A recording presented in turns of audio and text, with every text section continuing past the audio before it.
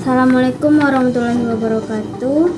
Saya Mutiara Mayang Segara, NPM 2110101023, akan menjelaskan cara menggunakan Minitab dengan soal sebuah produsen semikonduktor telah mengembangkan sebuah metode yang berbeda untuk mengurangi jumlah partikel pada wafer. Semua tiga metode tersebut diuji pada 5 wafer yang berbeda, dan setelahnya jumlah partikel perlakuan diperoleh. Dan datanya metode pertama itu ada 31, 10, 21, 41. Metode kedua 62, 40, 24, 30, 35. Metode ketiga 53, 27, 120, 97, dan 68. Cara mencarinya yaitu pertama, ketika setelah selesai memasukkan data, pertama tekan start.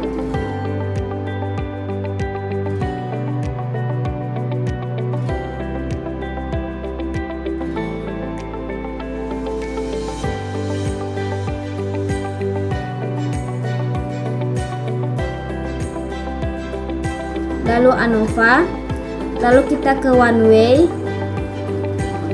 dan untuk kolom di atas itu kita pilih response data all in one column for all vector labels, dan di response itu kita taruh metode, dan untuk vektor itu kita taruh count, menghitungnya, lalu oke.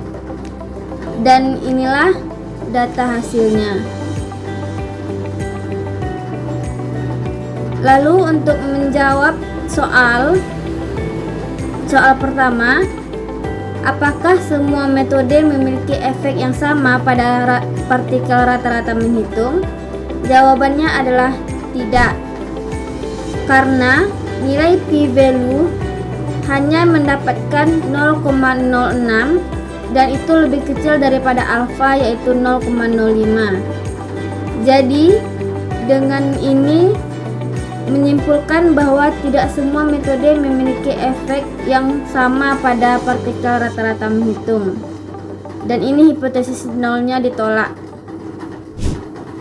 Untuk pertanyaan kedua, plot residu versus response yang diprediksi. Buatlah plot probabilitas normal di residual. Apakah ada kekhawatiran potensial tentang validitas asumsi yang digunakan?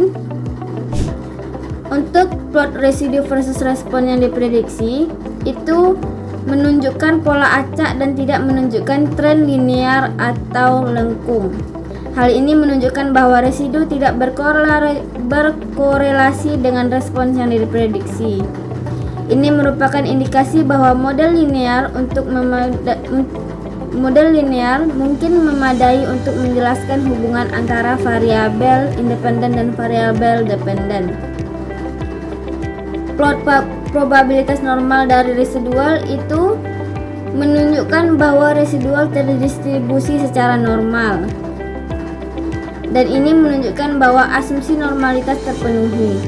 Kesimpulannya, berdasarkan analisis residu, tidak ada kekhawatiran potensial tentang validitas umum.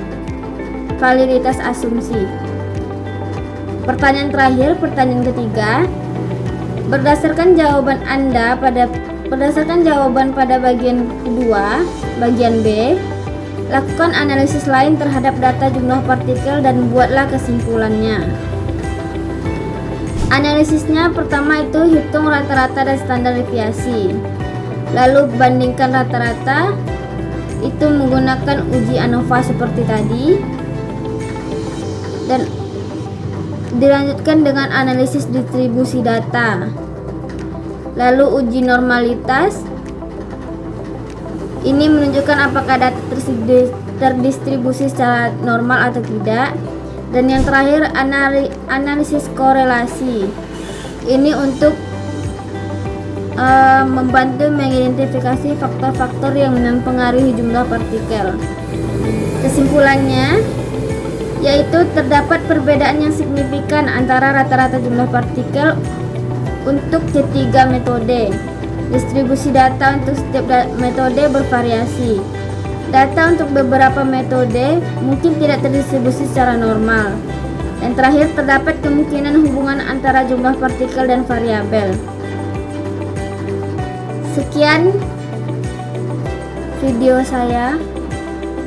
Jika ada yang salah, mohon maaf. Assalamualaikum warahmatullahi wabarakatuh.